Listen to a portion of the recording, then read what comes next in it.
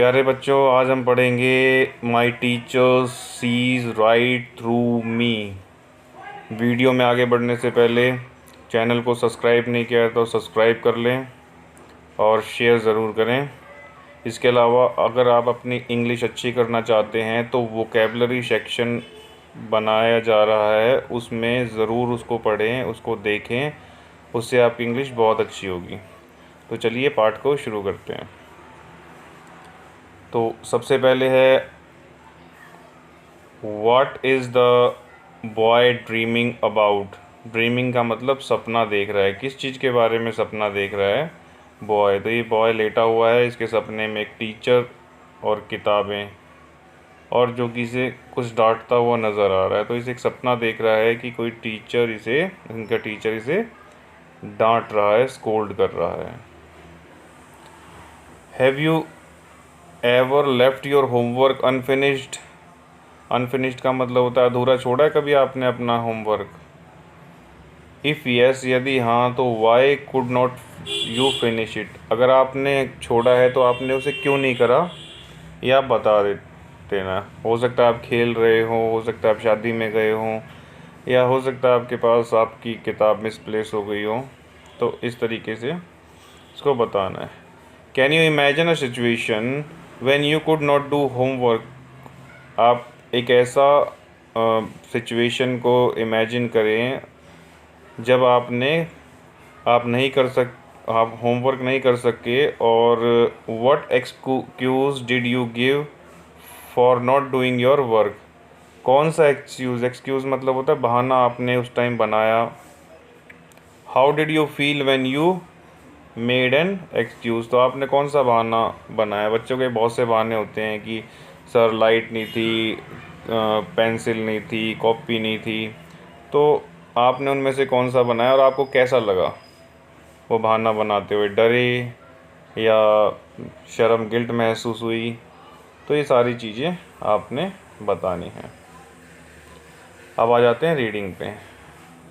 I didn't do my homework. मैंने अपना homework नहीं किया। My teacher asked me why. Asked मतलब पूछना। मेरे टीचर ने मुझसे पूछा कि क्यों आपने अपना होमवर्क नहीं करा। I answered him. मैंने उन्हें उत्तर दिया। It was too hard. वो बहुत मुश्किल था। He said you didn't try. उन्होंने बोला आपने तो ट्राई ही नहीं करा उसे करने का, कोशिश ही नहीं करी। आई told him my dog at it. मैंने उनसे बोला कि मेरे डॉग जो है उन्होंने उसे खा लिया। He said you have no dog. उन्होंने बोला कि तुम्हारे पास तो कोई डॉग है ही नहीं।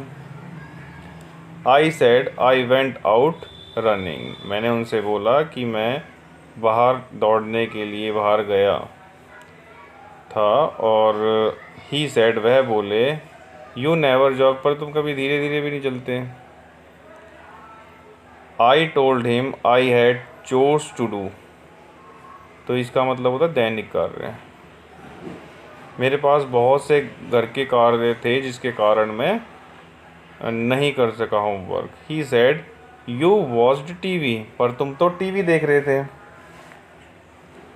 आई said I saw the doctor. मैं डॉक्टर के पास गया था। He said you were with me. पर तुम तो मेरे साथ थे। My teacher see right through my fibs. My teacher, मेरे टीचर ने सी राइट थ्रू मतलब शंका करी। माई फिब्स, फिब्स मतलब होता है झूठ। मेरे जो झूठ थे वो उन्होंने पकड़ लिए। विच वे मेक्स मी वेरी सैड। जिसने मुझे बहुत दुखी करा। अगर आपके झूठ पकड़े जाएं लगातार तो आपको दुख होता है। It's hard to fool the teacher. बड़ा मुश्किल होता है, फूल का मतलब मूर्ख, अपने टीचर को पागल बनाना, मूर्ख बनाना। When the teacher is your dad. और अगर टीचर आपके पिता हैं तो उन्हें बहुत मुश्किल होता है मूर्ख बनाना। ये जो वोकैबलरी है ये मैंने साथ में कवर करा दी। आपको जो येलो कलर्स में है ये सारी वोकैबलरी यही है। तो अब हम आते हैं इसके क्वेश्चन आंसर की तरफ।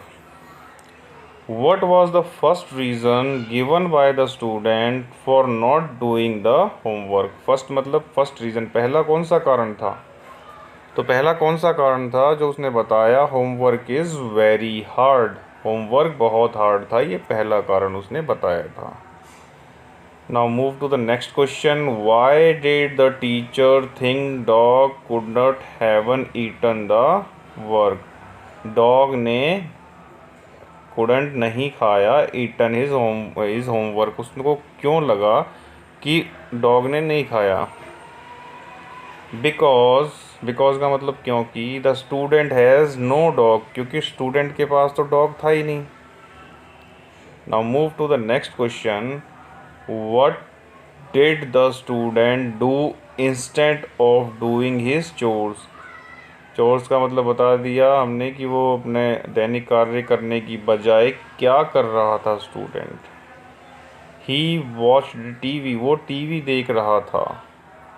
दैनिक कार्य की जगह वो टीवी देख रहा था।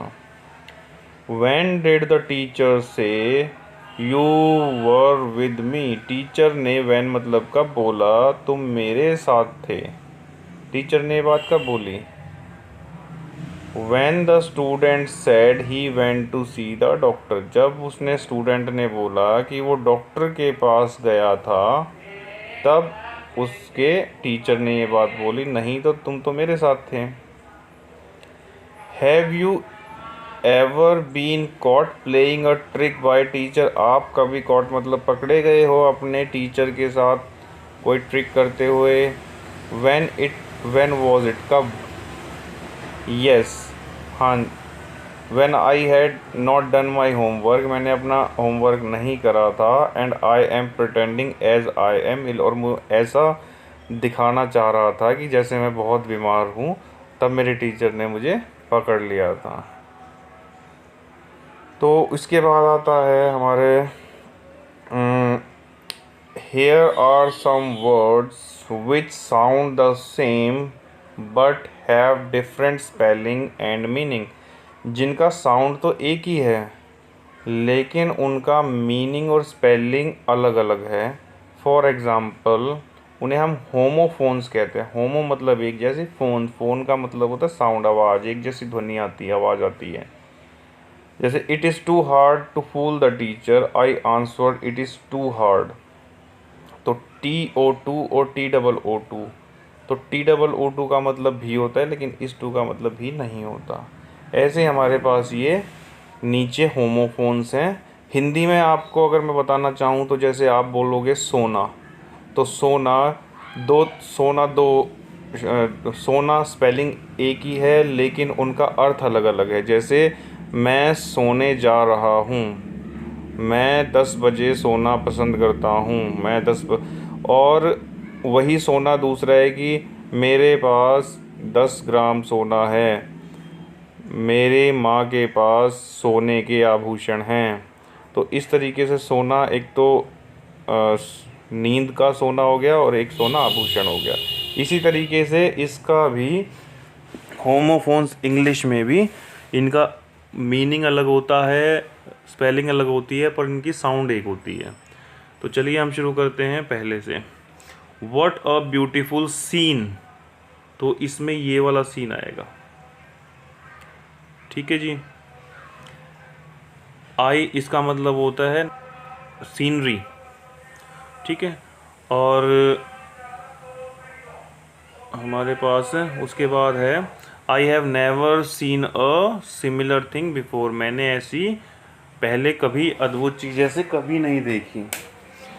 उसके बाद आता है he is the most pleasing person I have ever seen, इसमें ये SEEN सीन आएगा। वो इतना अच्छा आदमी है कि मैंने पहले कभी नहीं देखा, ठीक है, ये सीन देखने वाला होता है। तो can you give me some medicine, I have a trouble dash in my stomach, तो मेरे पेट में पेन हो रहा है, तो ये वाला पेन आएगा PAIN, ये इसका मतलब होता है दर्द, PAIN पेन का मतलब। और उसके बाद है children broke the window pane. अब विंडो पेन ये वाला पेन होता है, शीशे का भाग होता है विंडो का।